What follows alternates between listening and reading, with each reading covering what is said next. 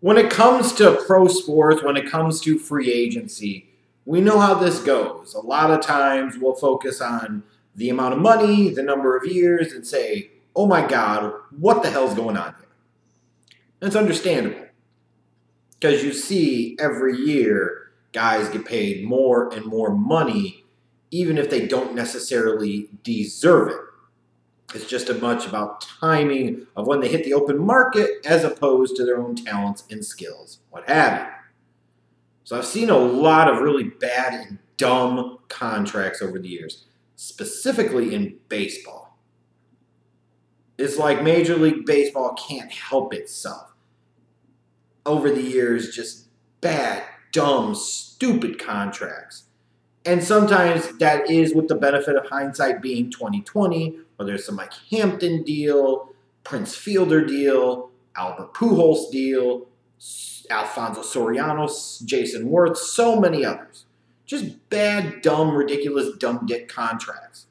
But in fairness, some of those contracts, especially for me with Alfonso Soriano and some of the other ones, you could call them as they were up front. Really bad, dumb dick reaches and overpays for lesser players.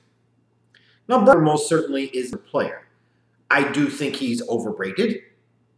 I do think the media hype that has surrounded him since he was a high school kid in Vegas has never been matched by the reality of who he is as a player.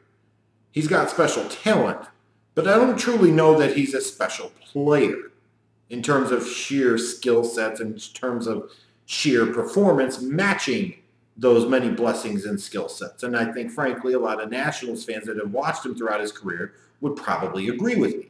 But we've been hearing for a couple of years now about the Bryce Harper market and how this thing was going to percolate and how this was going to build and build and build.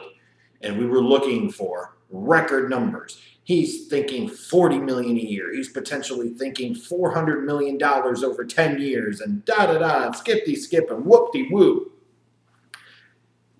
And technically he got a record deal in a sense, but all that other crap didn't happen. And when I look at how this whole Bryce Harper saga played out and the eventual contract that he signed, 13 years, $330 million with the Philadelphia Phillies, this may go down in my mind as the single dumbest contract in the history of professional baseball. The single dumbest contract. Specifically from the perspective of Bryce Harper. Now look, outside of the fact that the Phillies tying themselves to one guy for 13 years, being ridiculous and dumb, it's a matter more so if I even look at this just from Bryce Harper's perspective. Like, look at the length of the contract. He's 26. This is basically his last money grab, his last big contract he's going to get. He basically got himself a longer A-Rod deal. Whereas A-Rod would get 10 years, $250 million or whatever. You know, he just got a few more years tapped on and not much more money per annum than that. And yes, A-Rod was a severely significant player to Bryce Harper on several different levels. But we're also talking about contracts that were signed decades and decades ago. And Bryce Harper can't overcome that. Even with the natural inflation in American sports, even with the natural inflation in baseball. On top of all that, looking at the length of his contract, not only is this basically his last major contract, he has no opt-outs. And if the Phillies desire, he could be stuck there until he's 39 damn years old. Like all the hype about Scott Boras and everybody talking about the greatness of Scott Boras. This has to be the biggest, most idiotic ego trip I've ever seen out of an agent, where it was all about him getting himself his initial payday for negotiating the longer contract. Because, of course, the more overall money he got in Bryce Harper's contract, length of contract be damned or anything else, means that Boras is going to get his 2 or 3% or whatever the fuck else his percentage share is going to be. That's all he cared about, and that's clearly what it was about here. Not a single fucking opt-out, which to me seems reckless for Bryce Harper and frankly seems reckless for Scott Boras. Why in the fuck wouldn't you want Bryce Harper back on the open market in 3 to 5 years if you're part of that or that group? If I'm Bryce Harper, I'd want the chance to be able to revisit things in a few years, potentially see what the market is at that point in time, and potentially get even more money. Or at least maybe the same amount of money from a better situation, a better organization, a place I'd rather be. That's just so stupid. No opt-outs. You've basically ceded all control for the purposes of being able to say you technically got the most overall money in a contract in North American sports history. That's stupid logic, and it led to a stupid contract like this one. And when you look at the value of the contract, Bryce Harper, we're talking about him for years and the money he was supposed to get. It took him a 13-year contract to get over $300 million. He got $330 over 13, just a little bit more than Giancarlo Stanton got from the Marlins a couple of fucking years ago.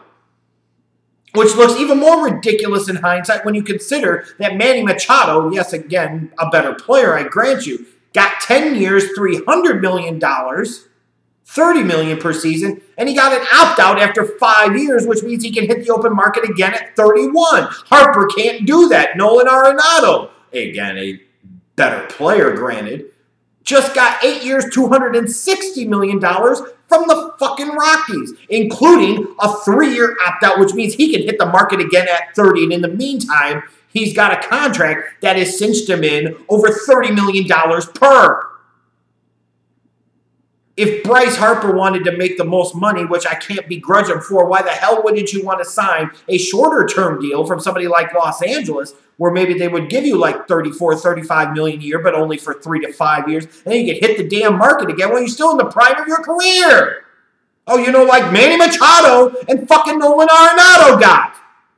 Like, I couldn't imagine right now, if I'm Bryce Harper, thinking I got the best deal I possibly could, or the best deal I could have gotten for me, or the best deal I should have gotten for me, and I can't imagine I would have any confidence in Scott Boras' selfish, idiotic ass at this point. On top of all of that, knowing how the labor market has been the past couple of years, because of a variety of factors, team trying to collude to rein in their spending a little bit, also the draft pick impact of signing a big free agent like this, the market could change, and it could change several times during the course of Bryce Harper's 13-year contract.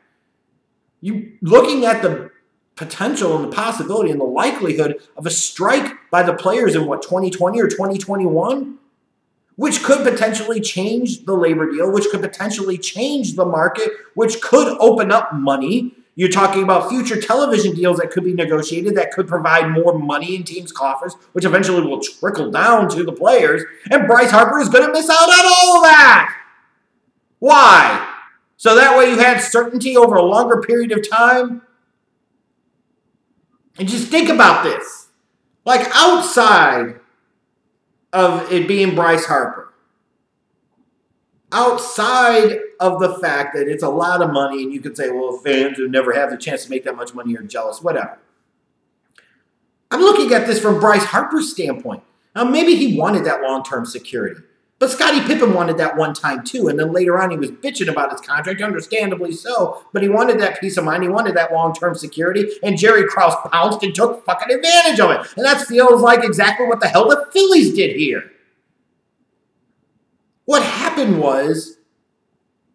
is Bryce Harper and Scott Boras, and specifically Scott Boras, feels like they wanted to play chess, and in reality they were playing checkers, and the teams throughout Major League Baseball were the ones that were actually holding all the trump cards, if you will. They were the ones playing chess. They got outplayed, they got outclassed, they got handed their asses, and I'm talking about Bryce Harper and Scott Boras. All Boras cared about was getting the biggest overall number, clearly, because that's ultimately what he got. But in the process, he cost his client potentially millions upon millions of dollars throughout the life of the course of the entirety of his career. He tied him to an organization that who knows what the hell you're going to be looking at 5 years from now, let alone a 10 or 15, I think a little over 13 years ago, in 2005 season, the fucking White Sox were the World Series champions. Now they're one of the worst organizations in baseball. Who the hell would want to tie yourself to an organization for that damn long? That makes no sense. As you watch other guys with similar star power, slightly better, yes, but still, hit the open market, in the case of Machado, and with Arenado be able to stay where he was and get more money per year, get the flexibility getting some leverage for themselves that Bryce Harper got neither one of those makes you wonder what the hell he and especially Scott Boras were fucking thinking. Scott Boras may have all of this reputation as this great agent, and he might have all of this legacy of years of what he did with A-Rod and all these other contracts of being great. But he's playing in a different time, in a different era.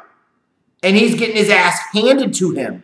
And his clients are paying the price, and he doesn't fucking care because he's only concerned about the total overall value because for Scott Boras, unlike what an agent should be doing, which is giving and getting the best he possibly can for his client, and as a result being paid, Scott Boras is doing what Scott Boras always does, which is trying to get Scott Boras paid first and fucking foremost. And anybody that can't see that, including Bryce Harper, is a moron!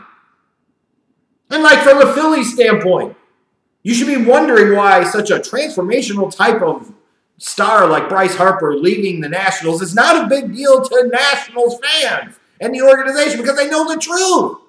They know the guy's a bit of a knucklehead. He's an egomaniac. He's not the best in the freaking locker room or in the clubhouse.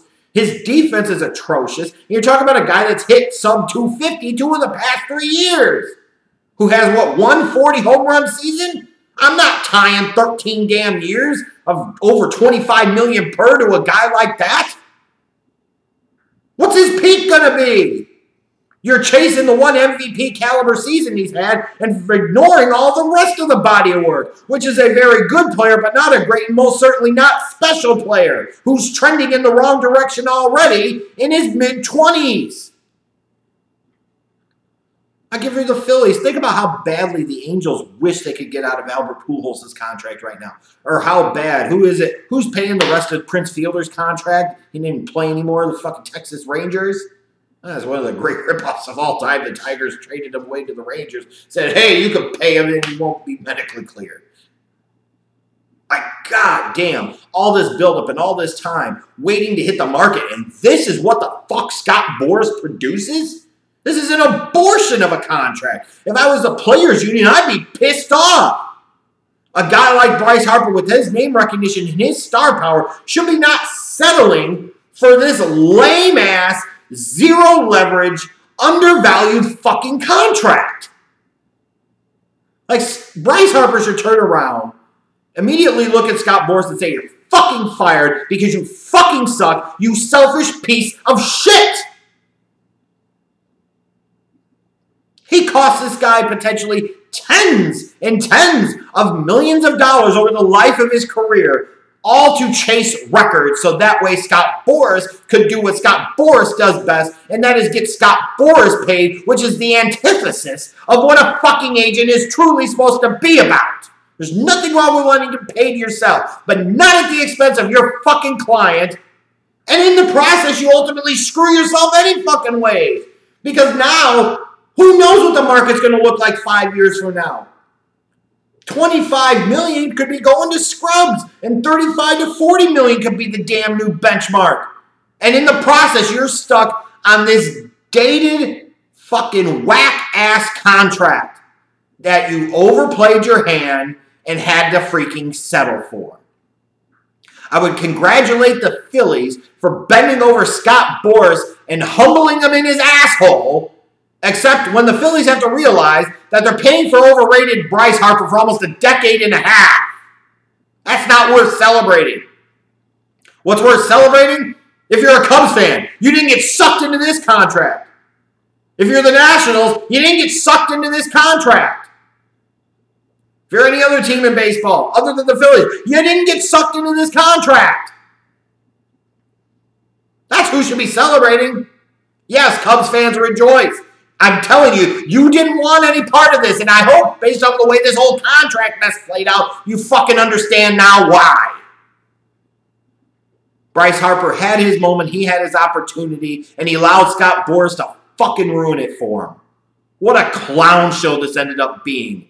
Boras was once great. He's not anymore when it comes to this. He's playing this market like it's a decade ago, and he's burning his clients in the process.